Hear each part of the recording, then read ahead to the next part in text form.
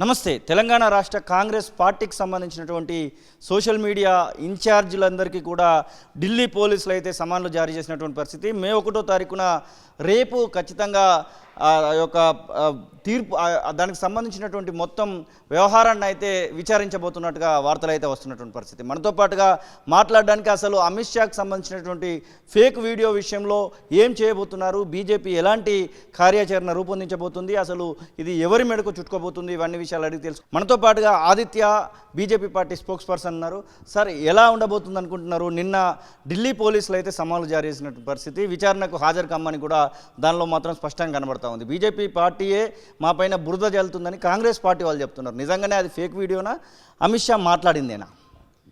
మీరు గమనించాల్సి ఏంటంటే, అమిత్ షా గారు మాట్లాడింది వాళ్ళు మోడిఫై చేసి దాన్ని ఏఐ వాడి ఫేక్ వీడియోగా తీసుకున్నారు. ఫేక్ పార్టీ నుంచి ఫేక్ వీడియోలు, ఫేక్ ప్రామిసెస్ తప్ప మనం ఇంకా ఎక్స్పెక్ట్ చేసేది ఇంకేం లేదు.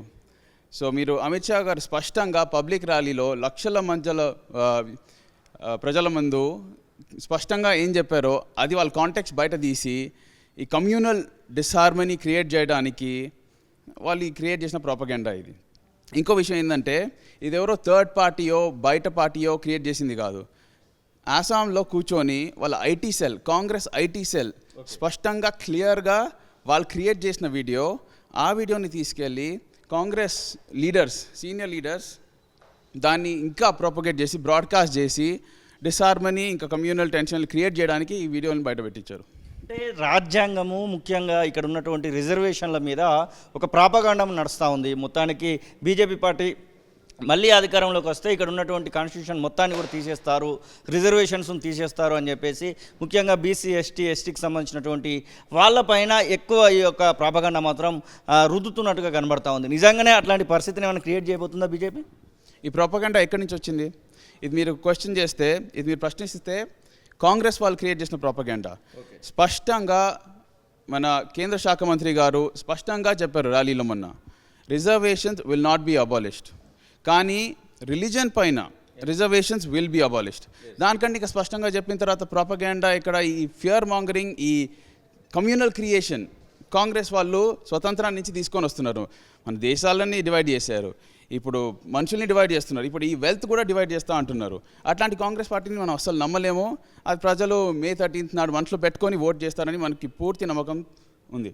ఢిల్లీ పోలీసులను పంపించి భయభ్రాంతులకు గురి చేస్తున్నారు, ఎన్నికల సమయంలో ఇది కరెక్ట్ కాదు, ఇది బీజేపీ ఆడుతున్నటువంటి డ్రామా అంటూ కాంగ్రెస్ పార్టీ నాయకులు మాట్లాడుతూ ఉన్నారు. మీరు ఏం చేసినా కానీ మేము భయపడమనేటువంటి ఒక మొకపెత్తు గాంభీర్యాన్ని కూడా ప్రదర్శిస్తున్నటువంటి సిచ్యువేషన్ అయితే కనబడతా ఉంది. ఎవరో తయారు చేసినటువంటి వీడియోను మా పైన కావాలని రుద్దుతున్నారనేటువంటి మాటను కూడా మాట్లాడుతూ ఉన్నారు. అసలు ఇది టార్గెటెడ్ కాంగ్రెస్ అనుకోవచ్చా, లేకపోతే ఎవరైతే వీడియో తయారు చేశారో వాళ్ళ కోసం మీరు వెతుకుతున్నారా? తప్పకుండా ఎవరైతే వీడియో క్రియేట్ చేశారో, కేంద్ర శాఖ మంత్రి గారు ఇంత ప్రజల మధ్య మాట్లాడిన మాటని కూడా వాళ్ళు డిస్టార్ట్ చేసి ప్రాపగెండా కింద మార్చి దాన్ని కాంగ్రెస్ లీడర్స్ బ్రాడ్కాస్ట్ చేసి దాన్ని law will take is action. So బీజేపీకి రెస్పాన్సిబిలిటీ లేదు. అంతేకాదు, BJP is not a fear creating party. మేము ఏ కమ్యూనిటీకో ఏ పార్టీకో ఫియర్ క్రియేట్ చేయాలన్న ఐడియాలజీ లేదు మాకు.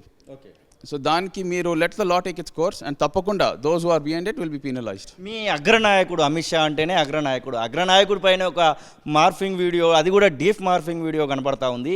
కనీసం ఇక్కడ ఎలాంటి కార్యాచరణ కూడా బీజేవైఎం కానివ్వండి, ఏబీవీపీ కానివ్వండి, ఇక్కడ ఉన్నటువంటి బీజేపీ పార్టీ కానివ్వండి, కనీసం ఎలాంటి కార్యాచరణ తీసుకోలేదు. నిన్న నుంచి ఇది ఒక డిస్కషన్ అయితే జరుగుతూ ఉంది.